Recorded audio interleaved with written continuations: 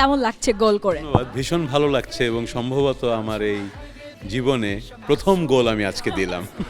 আমি আসলে খেলাধুলা এত ভালো না, বাট খুবই আনন্দময় অভিজ্ঞতা ছিল।